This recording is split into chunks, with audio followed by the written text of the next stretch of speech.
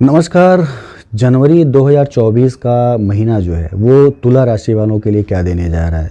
मुख्य रूप से 5 बिंदुओं पे फोकस रहता है वीडियो में कि 5 ऐसी कौन सी चीज़ें हैं जो मुख्य हैं घटित होंगी उनके जीवन में ग्रहों के गोचर से, कि उनका जीवन हर तरह से प्रभावित होगा। सुख में वृद्धि होगी कि थोड़ी परेशानियां आएंगी, कि प्रेम संबंध या दाम्पत्य जीवन में कुछ चीज़ें होंगी। ये सारी चीज़ों पे एक फोकस इस 5 बिंदुओं में किया जाता है और गोचर जैसे बनते हैं उसके अनुसार ही ये 5 मुख्य बिंदु उनके जीवन को प्रभावित करते हैं।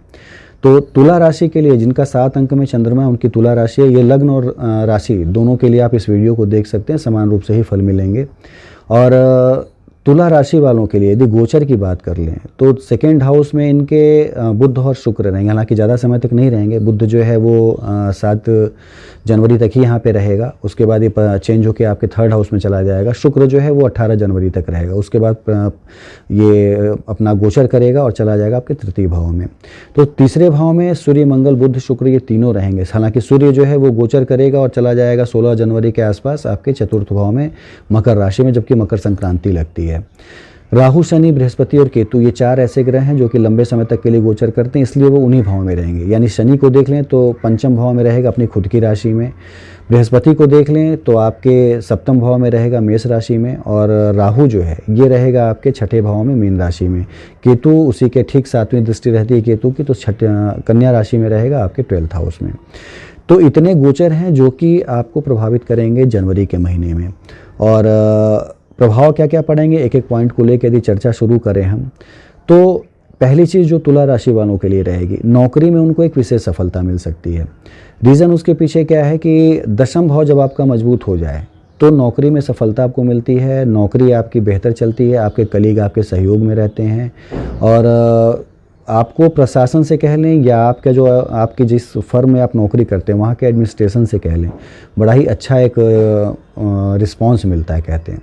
तो आपका दशम भाव जो है वो चंद्रमा का भाव है। और दशम भाव पे आप देखेंगे तो एक तो छठे भाव में और दशम भाव में जब भी कोई रिलेशन बन जाए तो नौकरी करने वालों के लिए विशेष एक सुविधा मिलती है। और राहु जो है वो देखेंगे आप छठे भाव में, पंचम दृष्टि आपके दशम भाव पे है। समाज से जुड़ के काम यदि आप कर रहे हैं, समाज में आपका रिप्रेजेंटेशन कहीं पे है, एक बड़े मॉब को आप कहीं ना कहीं से रिप्रेजेंट करते हैं, तो ये स्थिति आपके लिए बड़ी बेहतर है। यानी आप कंसल्टेंसी का कोई काम कर रहे हैं, LIC से संबंधित कोई काम कर रहे हैं, जहाँ पे आपको भीड़ से मिलना है, जहाँ पे आपको पढ़ाना है, जैसे एजुकेशन क्या कोई कार्य कर रहे हैं, तो इन सब चीज़ों में आपको एक विशेष सफलता मिलेगी। आप प्रीचर हैं, ओरेटर हैं, तो सफलता एक विशेष मिलेगी। नौकरी इस तरह की दी आपकी है तो बहुत अच्छी सफलता मिलेगी। 16 जनवरी के बाद सूर्य जब चला आएगा आपके चतुर्थ भाव में, तो ये जो है आप 7वीं दृष्टि डालेगा आपके दशम भाव पे। और ये दिखाता है कि राजकीय सहयोग मिलना, प्रशासन से सहयोग मिलना।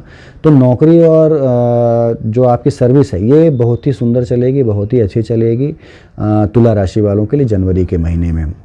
दूसरी चीज़ ले लें कि धन लाभ क्या क्या होगा। धन लाभ में देखें तो मुख्य रूप से आपका आय भाव यानी 11वां भाव जो लाभ भाव है, और धन भाव यानी दूसरा भाव, ये जो है आपस में कहीं से कोरिलेट हो जाए, आपस में बड़े ही अच्छे भाव में बैठा हो, या इस पर बृहस्पति की दृष्टि पड़ जाए, कुछ इस तरह की चीज़ें हों तो बड़ा ही सुंदर एक फल मिलता है, बड़ा ही अच्छा एक फल मिलता है। तो आपका जो लाभ भाव या आय भाव वो सूर्य है, और साथ ही साथ आपका जो स्थायी संपत्ति या धन का भाव है वो है मंगल। और ये दोनों ही एक साथ एकाकृत होंगे, एक साथ जुड़ेंगे, ये युति संबंध बनाएंगे और बनाएंगे थर्ड हाउस में। पराक्रम का भाव यानी अपने पराक्रम से आपको लाभ होना, और निश्चित रूप से लाभ होगा। आप बृहस्पति को देखें तो बृहस्पति जो है वो आपके सप्तम भाव में, और नवम दृष्टि आपके पराक्रम भाव पे है। तो पराक्रम आपका विशेष रूप से इस समय बढ़ा चढ़ा रहेगा। सूर्य मंगल की युति होना पराक्रम में, बृहस्पति की दृष्टि होना, और एक को लाभ का लॉर्ड होना और एक को धन स्थान का लॉर्ड होना, ये दिखाता है कि एक साथ युति संबंध बना के बैठ जाए यदि थर्ड हाउस में, तो आप अपने पराक्रम से, अपनी योग्यता से आप धन कमाते हैं। तो विशेष रूप से तुला राशि वाले यदि इस समय अपने पराक्रम से, अपनी बुद्धि से धन कमाना चाहें तो बड़ा ही एक विशेष अवसर बनेगा उनके लिए, और धन आगम की स्थिति बड़ी अच्छी बनेगी आने वाले समय में। तीसरी चीज़ ले लें कि हेल्थ, आपका हेल्थ पे का आपको एक कह सकते हैं कि विशेष फोकस करना होगा, क्योंकि आप देख रहे हैं कि मंगल जो है, मंगल की चौथी दृष्टि जो है आपके छठे भाव पे पड़ेगी। राहु यहाँ पहले से मौजूद है और प्रभावित निश्चित रूप से आपको करेगा। हेल्थ। और मंगल और राहु का ये जो एक तरह से दृष्टि संबंध है, या राहु की उपस्थिति आपके 6th हाउस में, ये दिखाता है कि आपको पेट से संबंधित और ख़ास तौर से ब्लड से संबंधित, यानी इन्फेक्शन हो जाना, पेट में कोई प्रॉब्लम हो जाना, डिस्पाइसिया है, अपच है, ब्लड प्रेशर का बढ़ जाना, ये सारी चीज़ें आपको मिल सकती हैं आने वाले जनवरी के महीने में। तो पहले से सावधान रहें, पहले से सतर्क रहें। दवाएँ लेते तो लेते रहें, वर्कआउट करते हैं तो करते रहें, उसमें कोई कह सकते हैं लापरवाही मत करिए, क्योंकि ये समय जो है आपके लिए हेल्थ वाइज जो है बहुत अच्छा नहीं है। चौथी चीज़ को ले लें, प्रेम और दाम्पत्य जीवन। प्रेम और दाम्पत्य जीवन के लिए कह सकते हैं कि दाम्पत्य जीवन तो आपका बड़ा ही बेहतर चलेगा। बृहस्पति यहाँ पहले से मौजूद है और मंगल जो है वो आपके पराक्रम भाव में रहेगा लगातार। तो मंगल और बृहस्पति का ये संबंध जो है आपके दाम्पत्य जीवन को बहुत ही अच्छा गुजारेगा, कह सकते हैं। एक अच्छी स्थिति आपकी बनी रहेगी। शुक्र जो है वो लगातार आपके 18 जनवरी तक 2nd हाउस में रहेगा। तो शुक्र जब 2nd हाउस में, तो संपूर्ण जीवन जो पारिवारिक जीवन होता है वो भी बड़ा बेहतर बना रहता है। तो दाम्पत्य जीवन में कहीं से कोई समस्या नहीं है, दाम्पत्य जीवन आपका बहुत ही अच्छा चलेगा। लेकिन आपके प्रेम संबंधों में थोड़ी समस्या आ सकती है। एक तो शनि यहाँ पहले से मौजूद है 5म भाव में, सप्तम पे उसकी तीसरी दृष्टि है। तो पंचम और सप्तम जब शनि से प्रभावित हो तो प्रेम संबंध बहुत अच्छे नहीं चलते हैं। साथ ही साथ देखा जाए तो 5म भाव आपका पाप कर्तरी योग में है। पाप कर्तरी का मतलब होता है जबकि 5म भाव के दोनों तरफ पाप ग्रह हों, एक तरफ सूर्य आप देखेंगे, एक तरफ राहु आप देखेंगे। तो 5म जब पाप कर्तरी में चला गया तो ये निश्चित रूप से प्रेम संबंधों में एक दूरी देगा, डिटैचमेंट देगा, आपके जो संबंध हैं उनमें एक तनाव देगा, कह सकते हैं। तो प्रेम संबंध बहुत अच्छे नहीं रहने वाले हैं जनवरी महीने में। दाम्पत्य जीवन आपका बेहतर गुजरेगा, इसमें कोई संशय नहीं है। 5वीं और अंतिम चीज़ जो है स्टूडेंट्स, पहले भी मैंने बताया कि स्टूडेंट्स का जो भाव है वो 5म भाव ही है। और भाग्य भाव यदि मजबूत हो और आपकी राशि मजबूत हो और 5म मजबूत हो तो आपको नौकरी मिलने में, पढ़ाई लिखाई के क्षेत्र बनाने में बड़ा ही एक अच्छा अवसर आपको उपलब्ध होता है। तो यहाँ पे देखा जाए तो 5म भाव तो आपका पाप कर्तरी में फंस गया। हालांकि यहाँ पे शनि जो है वो मजबूत स्थिति में है, शनि मेहनत करवाएगा। तो भाग्य, और सबसे बड़ी चीज़ कि भाग्य भाव का जो लॉर्ड वो बुध है और 3rd हाउस में आके उसकी दृष्टि आपके भाग्य भाव पे पड़ेगी। तो चीज़ें तो अच्छी बनी हैं, लेकिन शनि और पाप कर्तरी योग ये दिखाता है कि आपको अपना संपूर्ण कर्म जो है वो जरूर करना चाहिए, छोड़ना नहीं चाहिए। आपने यदि कर्म छोड़ा और भाग्य के भरोसे कुछ पाने का प्रयास किया तो स्टूडेंट्स के लिए ये खतरनाक हो सकता है, अच्छी सफलता मिलने के आसार नहीं हैं।